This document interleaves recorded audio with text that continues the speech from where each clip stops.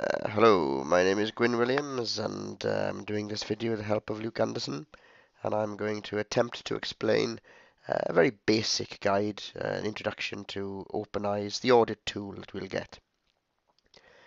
So ABMU password is password. Log in there. Now I'm assuming that when all this is set up, there'll be different entrance and entries here.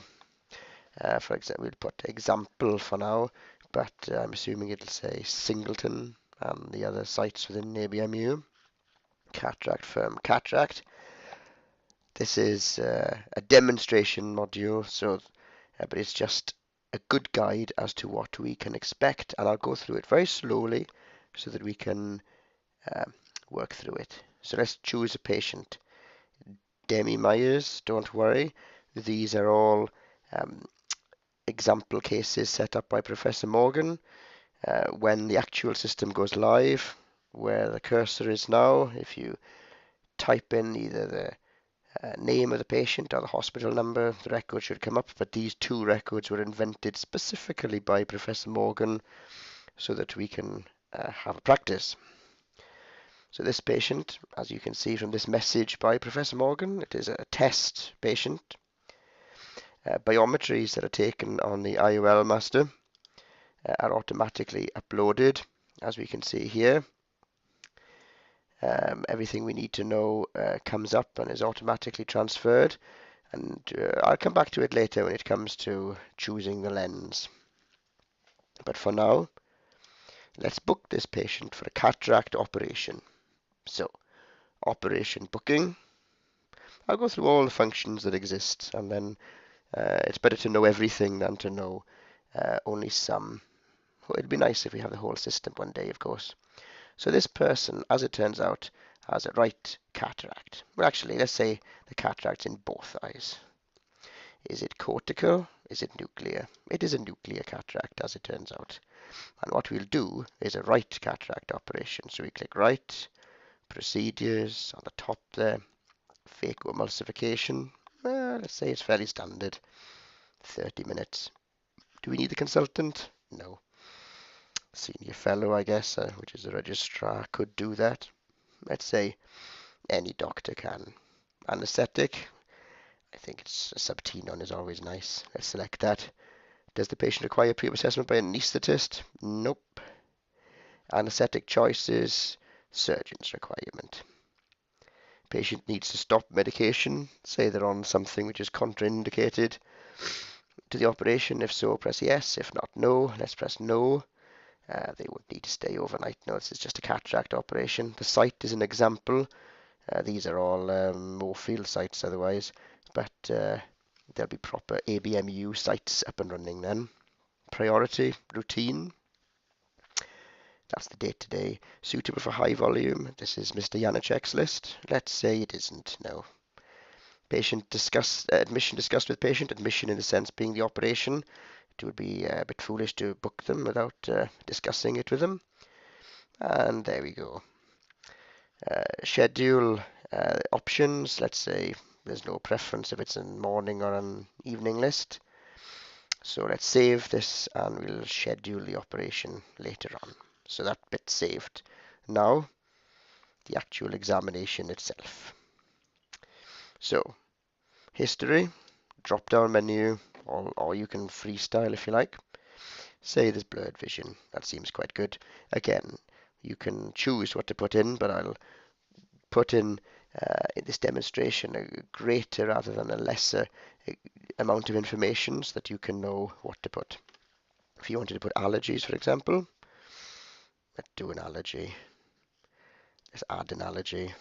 Say a latex allergy. There we go. This patient has a latex allergy. Comorbidities.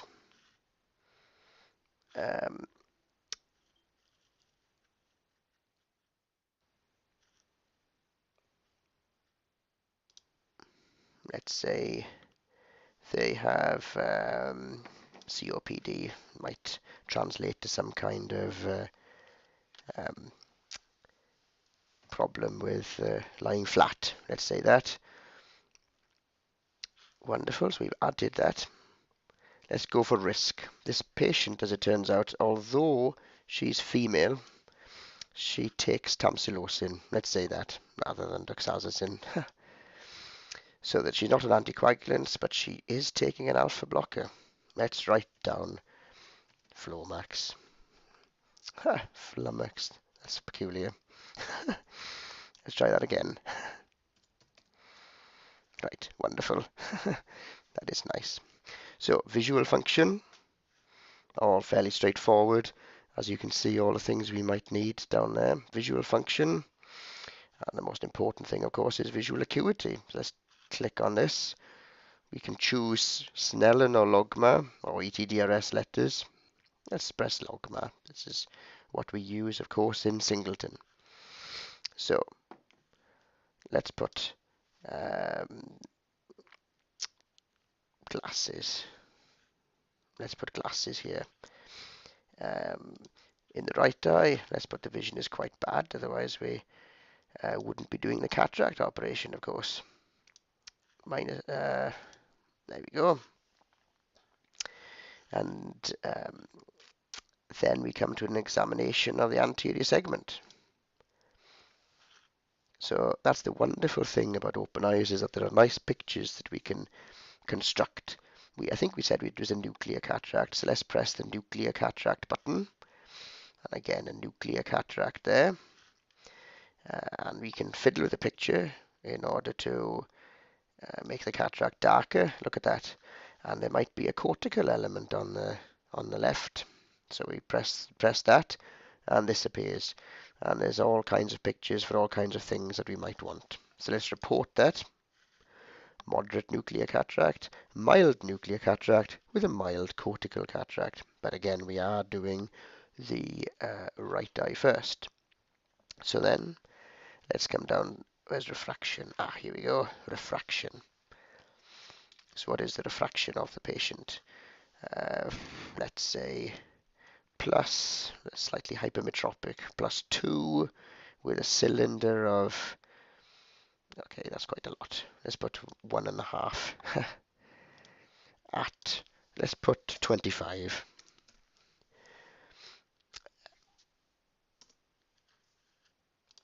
Wonderful. Excellent. Let's leave that blank for now. So then we come to the clinical management.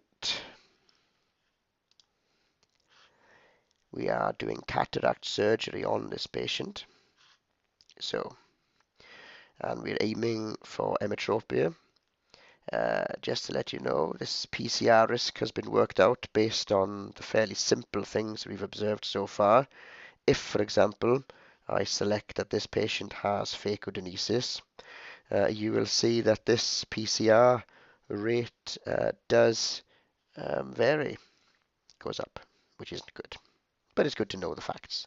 So let's get rid of that. This patient does not have phacodenesis. So the post-operative target is 0. Let's put emetropia. And we've discussed it with the patient. That's always good. And it's suitable for an SPR. This is a nice cataract. Previous refractive surgery? No. And why does the patient need an operation? Visual improvement.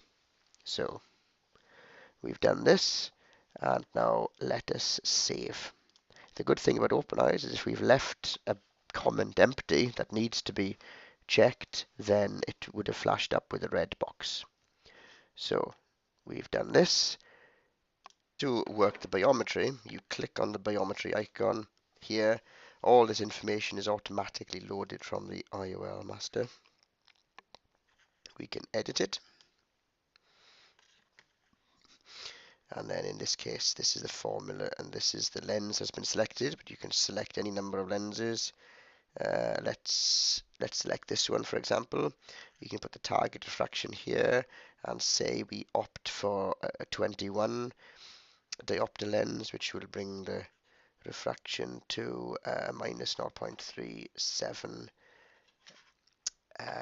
sphere there. And then let's save this. Add an event. The operation note itself. Operation note. Select this operation note. So you just press add event operation note, create the operation note, fill in the details. These are all part of the standard test program, but I'm hoping that when it comes to ABMU, there'll be actual surgeons listed there. I think these are all Moorfield surgeons, so I shan't select any of those. I think it was the right eye that we were doing. Phacoemulsification, that's what we did. Um, and the wonderful thing about this is that we can alter the position of the surgeon around the bed. I tend to operate at the head, so let's select this. They tend to use a by manual approach, as does Mr. Janacek there. But we can alter these things as we see fit, move the incisions around or delete them, increase their size. This is the IUL there. So if we selected this, for example, and we didn't like it, we could delete it. This would be a very unusual operation. So let's put let's put the main port there, side port there, just for now, just to show how it's done. So the IOL type that we used, I think it was this one that we selected. The devices, we used Helon, Myocall, anything we use, Provisc, that's pretty standard, Helon and Provisc. Complications, say we had a complication, hopefully we would not, but if we did have a complication, let's put an anterior capsule tear. There we go, we can select that. This is the PCR risk as discussed earlier for this particular patient. This is the biometry we had earlier. The anesthetic, it was it was a subtenons. That's the best form of anesthetic, given by an anesthetist. Delivery, subtenons. It was lignocaine, say. Were there any complications? There were none. This is the anesthetic now. In Moorfield, the anaesthetist fills out this bit, but I don't think they will with us here. Per-operative drugs, we didn't really use any. Post-operative instructions, let's say they can just go home, check AC and discharge, or no post-op assessment required on day of surgery, just T. Save. So that's the operation note saved. And lastly, when it comes to assessing the results, say they come back on a different day. Everything here is the 1st of November because that's the date today. You press examination, and as before, go through visual function, put in the acuity post-operatively, say it's got better. We measure it in logMAR, say it's got better, and now it's 0.0. It was a very successful operation, that was, and it was unaided. Whereas the other side is actually getting worse, so we might consider a cataract operation on that side. Refraction, say we did so well, it was absolutely plano. Or if not, we can put down what it was. Say the axis was 10. Excellent. And that's it. Post-op complications. If there were any post-op complications, we can put it down here. This would be quite a complication if they had phthisis. Let's put endophthalmitis as well. There's a very long list of these things.